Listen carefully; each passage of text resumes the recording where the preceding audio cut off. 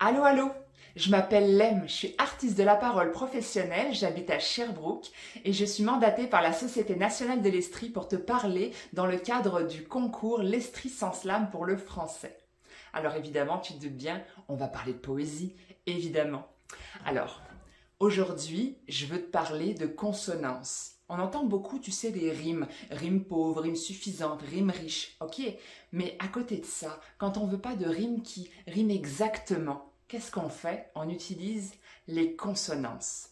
Ça comprend deux volets, en tout cas de ce que je veux te parler aujourd'hui, les assonances et les allitérations.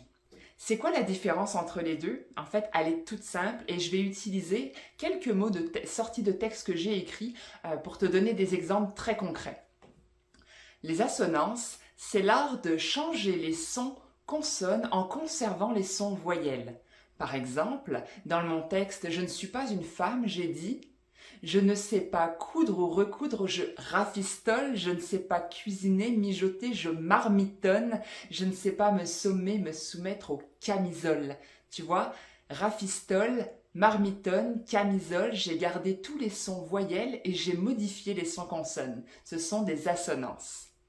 À l'inverse, les allitérations, elles veulent qu'on conserve les sons consonnes et qu'on change les sons voyelles. Alors là, c'est tout un exercice de l'esprit. C'est comme je dis toujours, le cerveau est un muscle. Si tu veux tes abdos, va falloir les travailler pour que ça devienne un automatisme. Alors là, pour le coup, l'exemple le plus concret que je peux te donner, c'est la première ligne de mon texte Pape Absence, que tu peux retrouver d'ailleurs sur mon site. Hein. Je l'ai sorti en clip en 2021.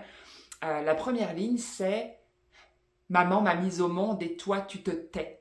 Tu vois un petit peu la logique? J'ai gardé tous les M, tous les T et j'ai changé tous les sons voyelles. Alors évidemment, hein, quand t'écris, c'est bien beau de mettre une jolie forme. Comme je dis toujours, la forme, c'est génial, ça crée une originalité, ça crée une couleur. Mais avant tout, écris le fond. Écris-moi une histoire, raconte-moi une histoire. Après, on met la forme, puis tout devient beau. C'était Lem, je suis à ton service pour n'importe quel conseil, n'importe quelle discussion au niveau de la poésie. Et puis, je serais bien heureuse d'échanger avec toi lors de ce fameux concours L'Estrie sans slam pour le français. Je te dis à très bientôt.